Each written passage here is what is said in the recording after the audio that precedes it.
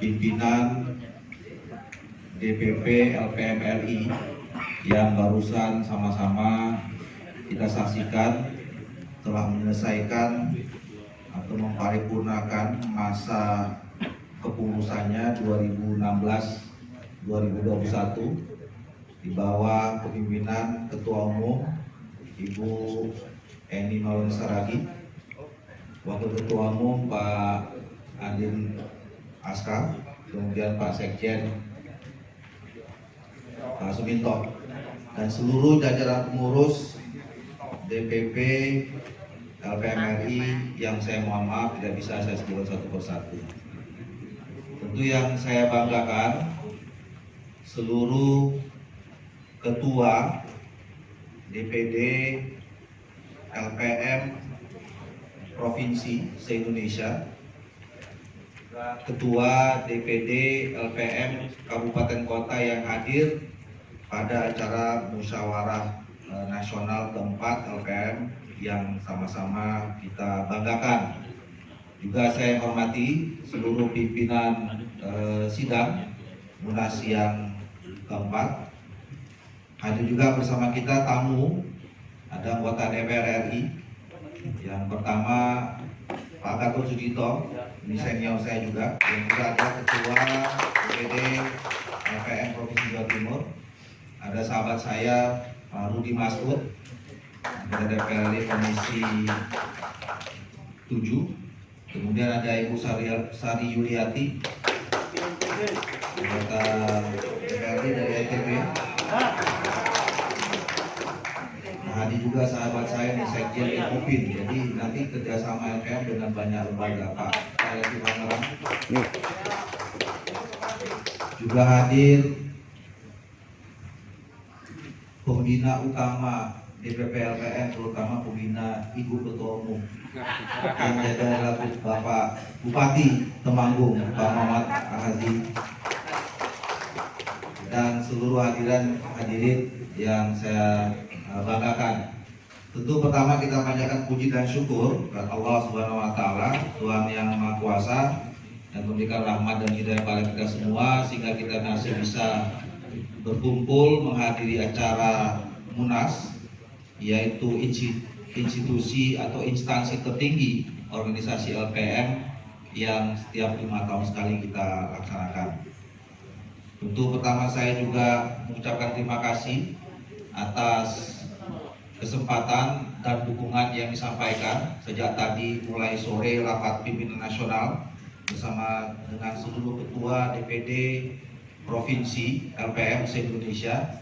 Dan hari ini saya ingin menyampaikan kembali pada Bapak Ibu sekalian bahwa kita bersyukur bahwa kita merupakan bagian dari keluarga besar warga negara Kesatuan Republik Indonesia yang insya Allah seminggu lagi umur kita 75 tahun sebagai sebuah bangsa, sebagai sebuah negara. Dan saya kira proses terjadinya Indonesia sebagai negara bangsa merupakan proses perjuangan yang cukup panjang, melibatkan seluruh potensi yang ada di Republik Indonesia. Kita mulai terbentuk sebagai sebuah bagian kewilayahan yang cukup luas. Kita pernah dulu menyebut Nusantara, kemudian terjadi kerajaan-kerajaan yang paling terkenal Kerajaan Majapahit, kemudian Sriwijaya, dan pada akhirnya kita juga dengan kekayaan mengundang semua negara-negara di luar berusaha untuk mengkooptasi kita, mengeksploitasi kita. Tetapi dengan semua semangat perjuangan negara masyarakat kita berhasil pada 17 Agustus 1945 menjadi sebuah negara yang diakui oleh dunia. Nah, kita tahu persis proses menjadi sebuah negara bangsa itu tentu juga melibatkan semua elemen bangsa, yang pasti juga melibatkan semua struktur organisasi kemasyarakatan yang ada.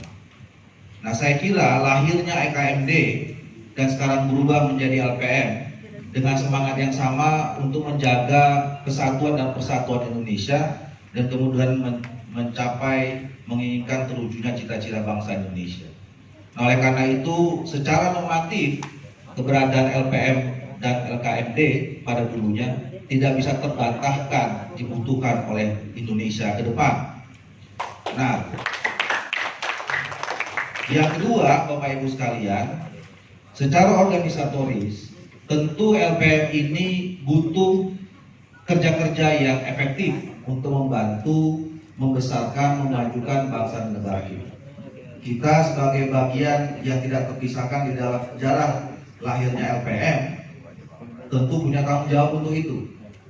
Tadi saya sampaikan di dalam rapat pimpinan nasional, saya alhamdulillah diberi kesempatan untuk bergaul dan sering berkomunikasi, walaupun secara formal saya belum terlibat langsung selama ini di LPM. Tapi saya banyak belajar dengan ketua-ketua sebelumnya, dari Pak Idrus Marham, kemudian Ibu Eni, yang kita selalu bersama-sama di berbagai organisasi, baik dunia kepemudaan maupun organisasi kemasyarakatan dan politik.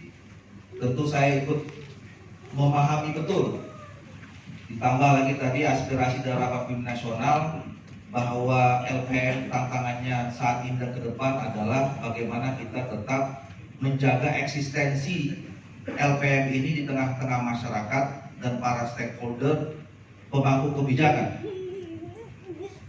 Nah, atas dasar itulah saya berunding, berkomunikasi, berdiskusi kepada mantan-mantan ketua umum tersebut yang saya sampaikan, dan juga pada bapak-bapak yang ada di PP selama ini.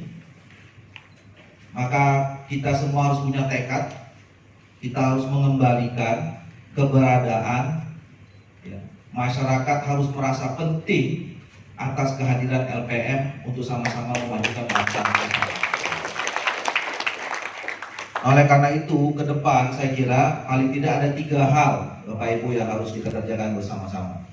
Yang pertama adalah untuk menjamin eksistensi itu, kita harus melakukan konsolidasi internal ke dalam kita. Bagaimana kita menguatkan, kalau ada informasi yang saya dapatkan bahwa sampai hari ini baru ada cuma sekian kita bisa melakukan musyawarah daerah di provinsi, kemudian ada beberapa provinsi lain yang memang masih belum eksis. Maka kita harus punya tekad dalam waktu yang tidak terlalu lama, LPM harus hadir di seluruh 34 provinsi di Indonesia. Tidak berhenti di sana, karena memang jaringan, kemudian keberadaan eksistensi organisasi ini berada di tingkat paling bawah, yaitu di desa dan kelurahan. Maka kita juga harus punya waktu, punya rencana, punya schedule untuk melakukan konsolidasi sampai kabupaten kota, kemudian ke kecamatan, sampai kelurahan dan desa. Itu yang pertama. Nah, yang kedua, Bapak Ibu sekalian, tentu keberadaan organisasi kita ini harus ditopang oleh sumber daya yang juga cukup memadai, cukup berkualitas. Oleh karena itu, kita juga harus terus-menerus melakukan atau merawat sistem kaderisasi perkaderan, termasuk di dalam peningkatan kapasitas building dari seluruh aparat dan jaringan LPM yang kita miliki. Kita harus membangun kerjasama dengan institusi-institusi yang lain. Tadi alhamdulillah saya juga dengar ternyata sudah ada komunikasi dengan USAID. Jadi kita juga bisa membangun jaringan tidak hanya di Indonesia, di regional, ya, tetapi juga kita bisa membangun kerjasama dengan institusi-institusi internasional di dalam rangka meningkatkan kapasitas building semua aparat jajaran di LPM. Supaya apa? Supaya eksistensi kita itu bukan hanya sekedar simbol-simbol organisasi, tetapi adalah kerja-kerja nyata yang dilakukan oleh semua kader dan pimpinan LPM. Nah, yang ketiga, Bapak Ibu sekalian, tentu kita merindukan satu pertemuan nasional yang melibatkan semua potensi LPM. Sebetulnya di periode yang lalu, Ibu Ketua Umum kita sudah pernah punya rencana, tapi karena memang takdir mengatakan lain, rencana itu tertunda, dan insya Allah kita akan lanjutkan di periode yang akan datang. Kita akan melakukan pertemuan nasional yang melibatkan semua kader dan pimpinan sampai di tingkat desa. Nanti kita cari waktu yang pas, momentum yang pas untuk menunjukkan kehadiran LPM memang dibutuhkan oleh bangsa dan negara, termasuk pemimpin-pemimpin di Indonesia. Hidup LPM. Nah, oleh karena itu, untuk menjalankan itu semua, Bapak Ibu sekalian, kita juga perlu dukungan. Pertama, saya kira kita perlu mendapatkan dukungan policy making atau regulasi yang pasti. Saya membaca sejarah, kemudian selayang pandang buku yang dibuat, bahwa makin kesini eksistensi LPM yang berubah dari LKMD itu berubah karena adanya berubahnya regulasi terhadap LPM.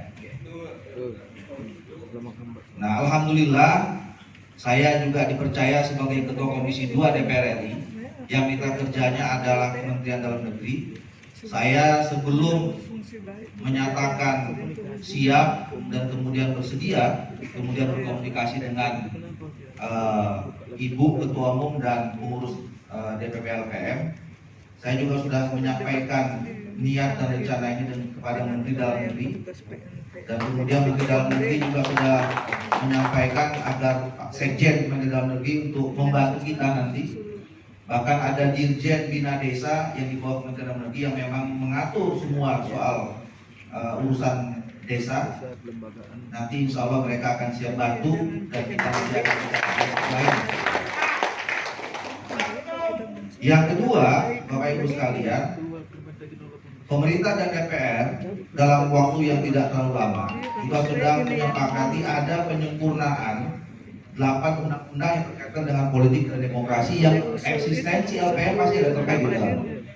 Tadi saya disampaikan ada 4 undang-undang yang kita akan sempurnakan. Yang pertama adalah undang-undang pemerintahan desa, yang nanti juga pasti akan tertera di sana eksistensi termasuk organisasi yang lain ya, yang memang pernah sejarah di Orde Baru ya, ada Karang Taruna, kemudian ada Posyandu, ada PKK, dan termasuk LPM sekarang. Kemudian ada revisi undang-undang tentang pemerintahan desa yang nanti kita akan sinkronkan antara Kementerian Dalam Negeri dengan Kementerian PDT, karena sesungguhnya pembinaan aparat dan kelembagaan organisasi desa itu masih ada di Kementerian Dalam Negeri, tetapi urusan pembangunan ekonominya ada di Kementerian PDT. Nah, kita nanti akan sinkronkan supaya memang pemberdayaan masyarakat termasuk sampai ke desa itu bisa bersinergi. Juga ada rencana pembentukan undang-undang DPRD dan juga undang-undang hubungan keuangan pusat dan daerah. Jadi kita punya beberapa level, beberapa strategi, baik mulai dari kemungkinan kita bicara tentang regulasi di tingkat undang-undang, sampai nanti kalau kita konsolidasi ke tingkat kabupaten kota kita bisa berkomunikasi dengan bupati melalui perda yang akan kita membantu eksistensi dari LPM. Yang terakhir, Bapak Ibu sekalian, semua rencana itu tidak akan mungkin saya bisa kerjakan sendiri. Oleh karena itu saya mohon doa restu dan dukungan dari Bapak Ibu sekalian untuk kita selalu bersama-sama membangun soliditas, membangun kebersamaan, membangun persatuan dan kesatuan dalam rangka membesarkan dan memajukan LPM dan bagian dari memajukan bangsa dan negara kita yang kita cintai. Saya kira itu yang bisa saya sampaikan di dalam penyampaian visi dan misi ini. Marilah kita bersama-sama dan sekali ucapkan terima kasih. Selamat kepada pengurus DPP LPM RI periode 2016-2021 di bawah kepemimpinan Ibu Eni Maulani Saragih. Kami tentu kita semua mengucapkan apresiasi yang tinggi terhadap apa yang sudah dilakukan, dan itu menjadi bagian penguatan fondasi untuk tegaknya majunya LPM di masa-masa yang akan datang. Dan juga terima kasih pada panitia serta seluruh peserta Munas keempat Lembaga Pemberdayaan Masyarakat Republik Indonesia. Saya akhiri, selamat malam, salam sejahtera buat kita semua. Nasrullah wa fathul qarib wa basyiril mu'minin billahi taufiq hidayah. Assalamualaikum warahmatullahi wabarakatuh.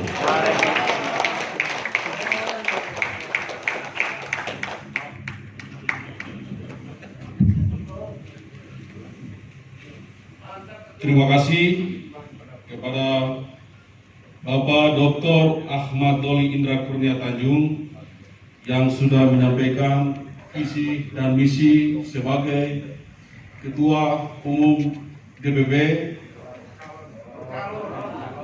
Ya, silakan tambahkan sendiri. LPM Republik Indonesia.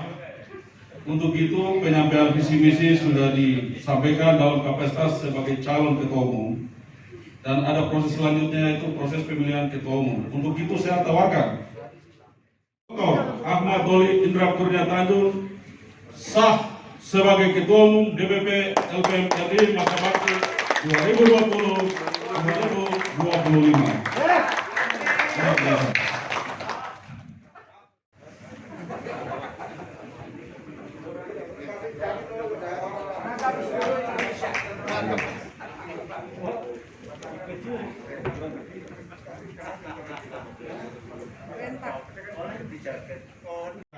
Nah, ada pendapat lain selain daripada saran daripada Bapak Sendal kita? Point of view Ya. untuk formatur itu harus 5 orang.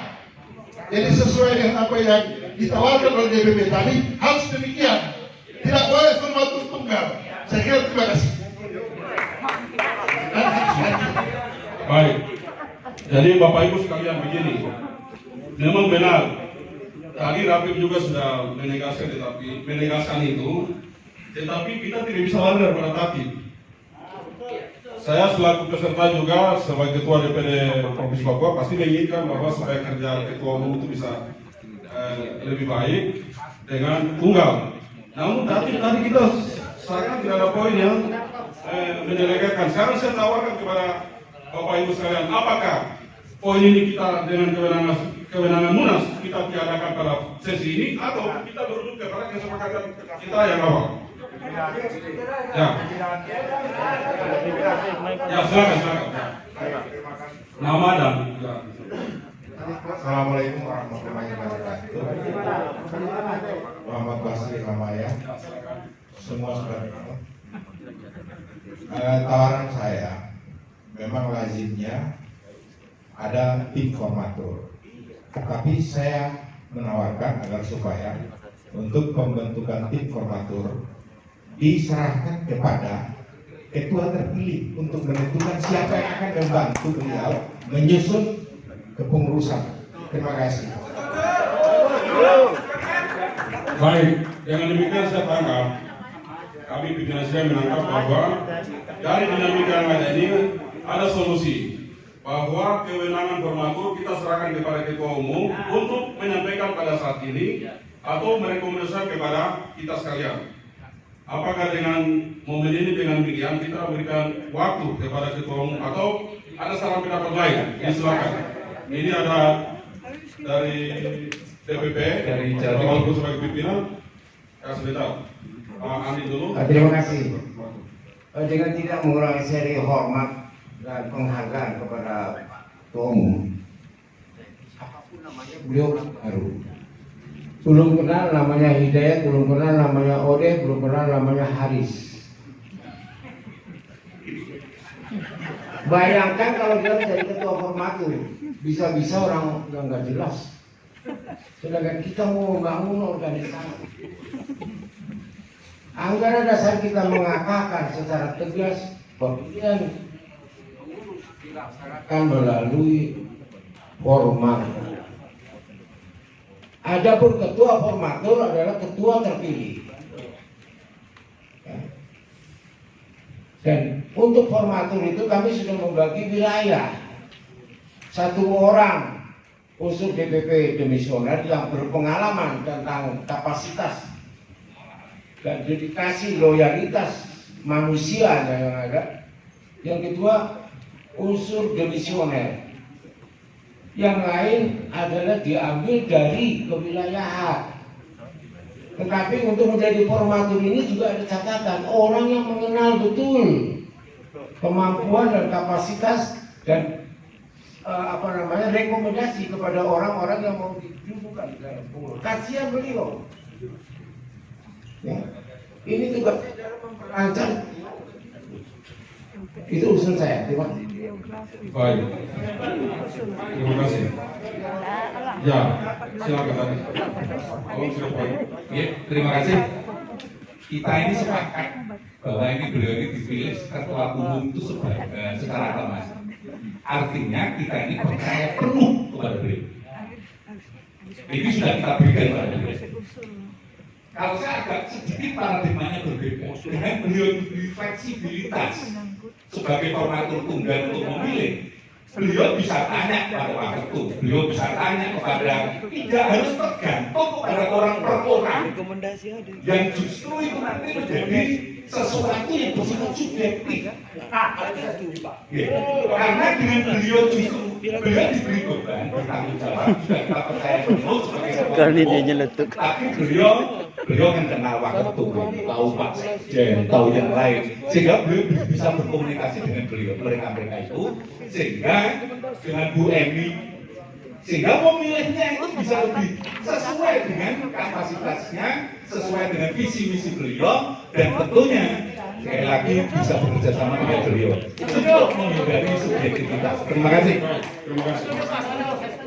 Ya, jadi begini, mungkin saya ingatkan saja kepada bapak-bapak sekalian. Tadi rapi itu banyak aspirasi yang sudah menegaskan bahwa harus berlaku tunggal. Tapi itu tidak ada fakta.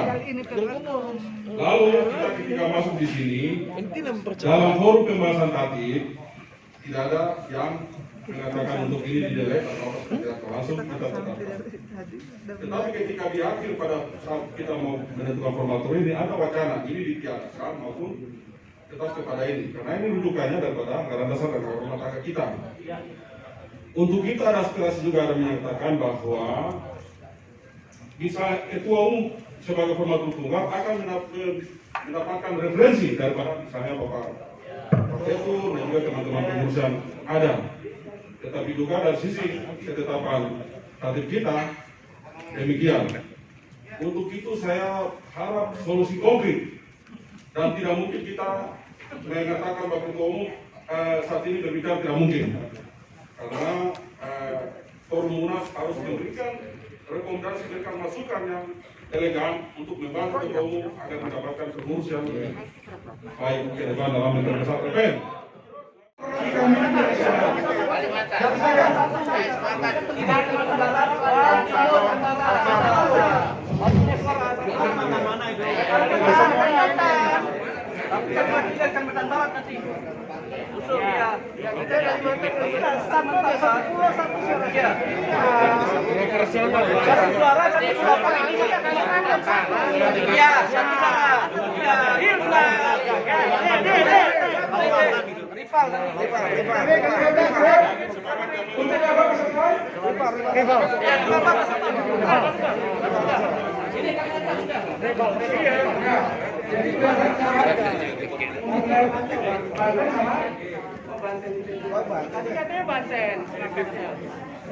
Banten masih di wilayah barat.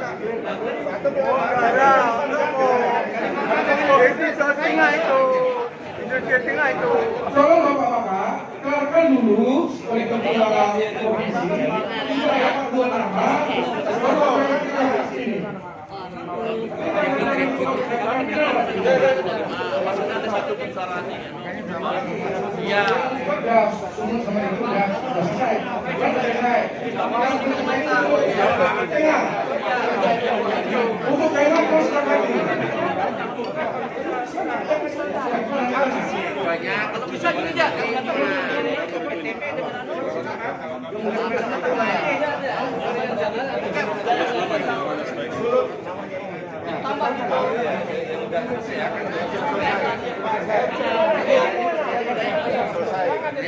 Oke, skor saya kamu. Suaranya masih diketuk.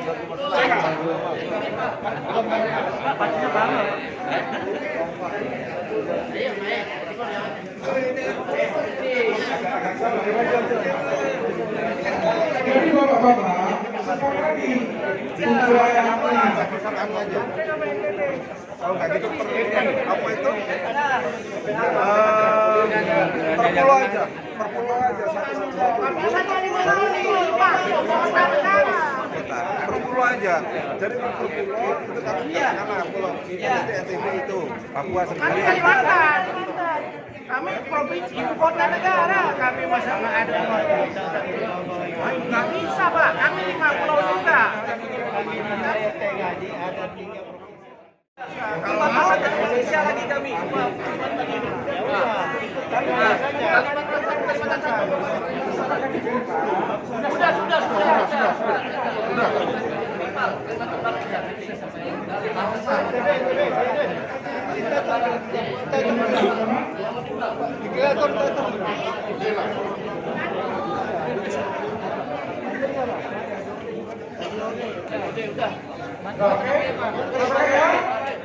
Saya sering menerima dua nama dari Sumatera Barat, Lantai sama Kalimantan Barat.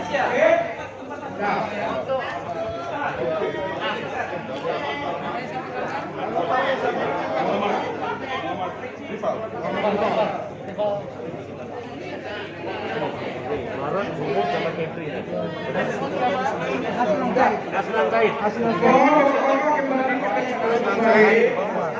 Kepri siapa tadi lebih nama? Ya itu udah. Berapa bulan ini? Rekening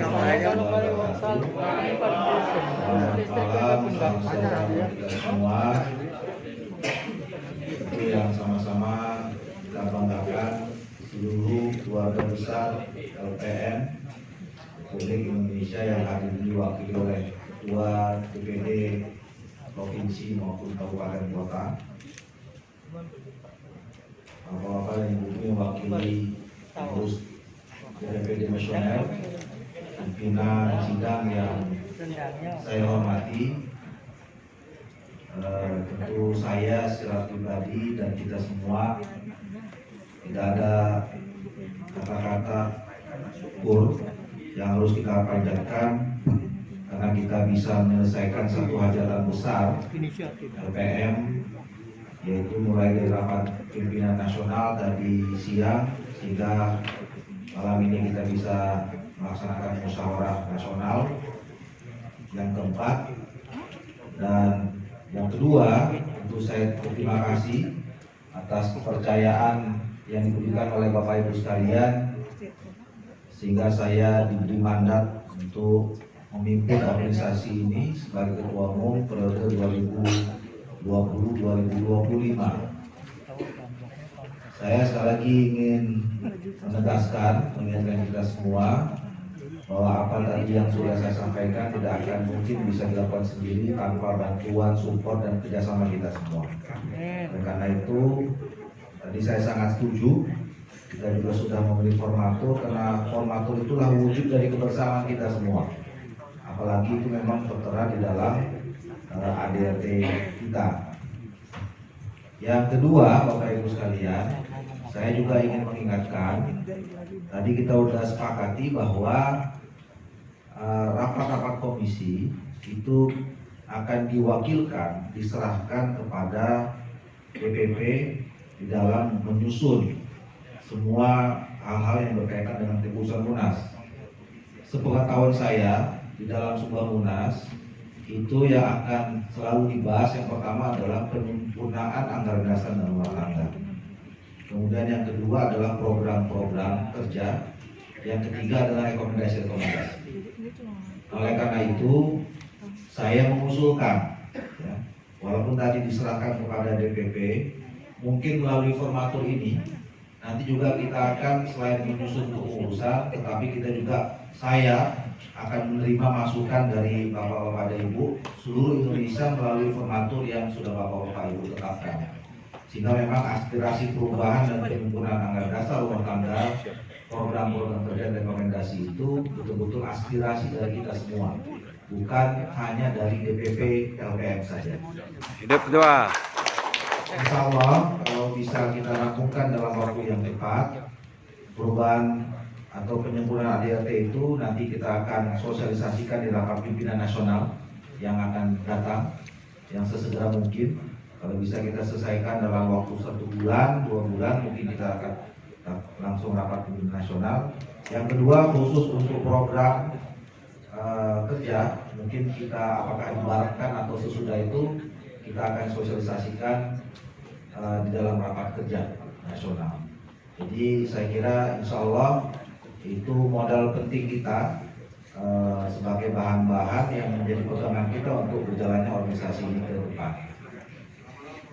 Jadi saya kira itu yang bisa saya sampaikan. Sekali lagi saya ucapkan terima kasih atas perhatian kita semua, dari terutama bagi bapak-bapak dan ibu-ibu ketua DPD Provinsi maupun Kota. Mungkin setelah malam ini besok sudah mulai ada yang kembali ke daerahnya masing-masing. Salam hormat saya kepada seluruh keluarga, baik keluarga pribadi maupun keluarga besar LPM di tempat Bapak Ibu masing-masing sampai ke tingkat desa dan kelurahan. Insya Allah kita terus membangun komunikasi secara baik, dan saya mohon maaf apabila di dalam selama kita berjumpa pada hari ini, dan sebagai ketua umum tentu mohon maaf atas nama DPP kalau penyelenggaraan musyawarah nasional ini ada yang kurang dan lebihnya. Saya kira itu yang bisa saya sampaikan. Sekaligus ditutup ya Pak. Dengan mengucapkan alhamdulillahirobbilalamin, maka musyawarah nasional Pecah pula meja. keempat lembaga pemberdayaan masyarakat Republik Indonesia dengan ini saya nyatakan secara resmi ditutup. Salam sejahtera buat kita semua dengan kebudayaan. Assalamualaikum warahmatullahi wabarakatuh. Selanjutnya penyerahan hasil munas kepada ketua umum. Posisi depan.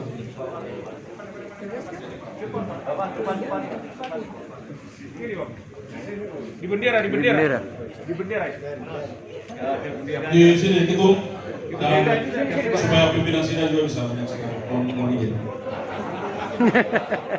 Kepentingan pimpinan sidang. Untuk pimpinan sidang ya. Luar biasa pimpinan sidang. Kayak Papua paling jauh, Pak, kasihan. Capek-capek kan. Semuanya itu.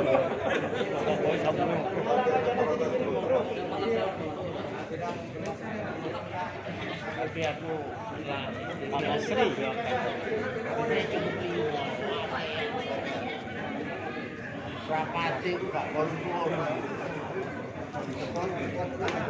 Baik, dengan demikian berakhir sudah dan munas. Kepada kita sekalian, kami menyampaikan terima kasih. Mohon maaf jika hal yang kurang berkenan.